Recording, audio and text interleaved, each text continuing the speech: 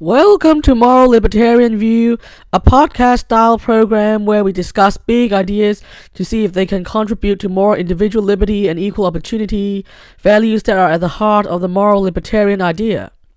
My aim is to untangle the confusions and seek the truth in the areas of civilizational values, economic policy, and culture. I hope you subscribe if you are interested. Today, I want to look at the recent controversy surrounding Steven Crowder.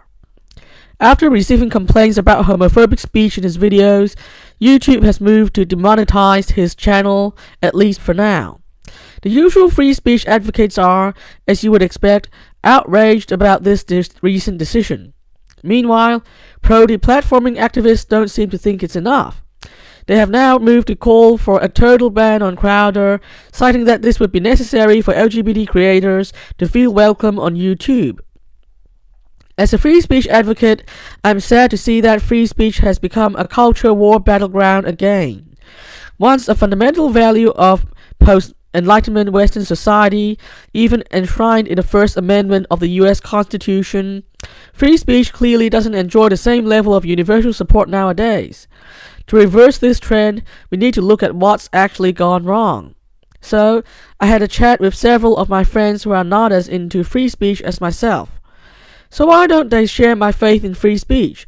It appears that they see free speech not as the enabler of a free market of ideas, but as an excuse to say things that harm certain people. In many of the free speech advocates who have come out to defend Crowder, my friends see not free speech warriors, but people who want to encourage homophobia. Now, this view may not be correct, but rightly or wrongly, this appears to be a commonly held view out there. If we don't address this view, the future of free speech is in jeopardy. I think the problem with the way we defend free speech these days is that it is all about defending others' rights to speak without also showcasing how, in the bigger picture, the free market of ideas actually works. I think our defense of free speech would be that much stronger if we also talked about the free market of ideas and how to participate in it. By extension, we also need to showcase examples where, despite agreeing with each other's right to free speech, we are unafraid to put our strong disagreements out there for all to see.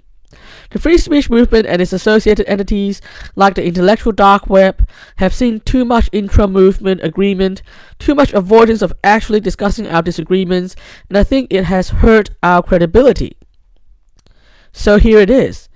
While I totally support Steven Crowder's right to free speech and disagree with moves to punish him for his speech, I have to voice a strong disagreement with almost everything he has said to date regarding LGBT matters.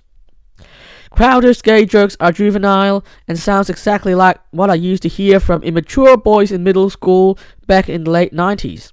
This rightly diminishes his credibility in my view. As someone with a biological sciences background, I have also noticed that some of his views on LGBT matters are also not scientifically sound, and I believe it is my responsibility to point this out. Crowder's failure to properly respect other individuals and engage in polite discourse with those he disagrees with is also in direct opposition to the classical liberal tradition where we are committed to treating each other with civility despite our disagreements. Civility is an important part of maintaining an effective free marketplace of ideas.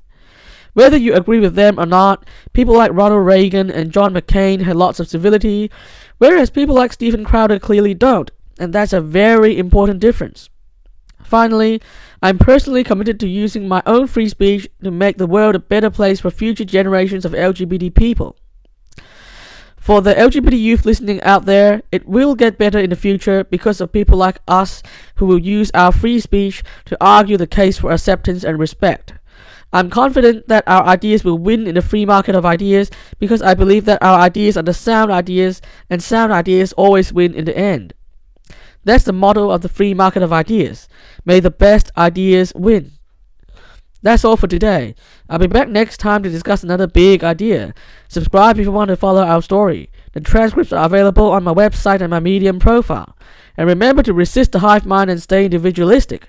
The world depends on it.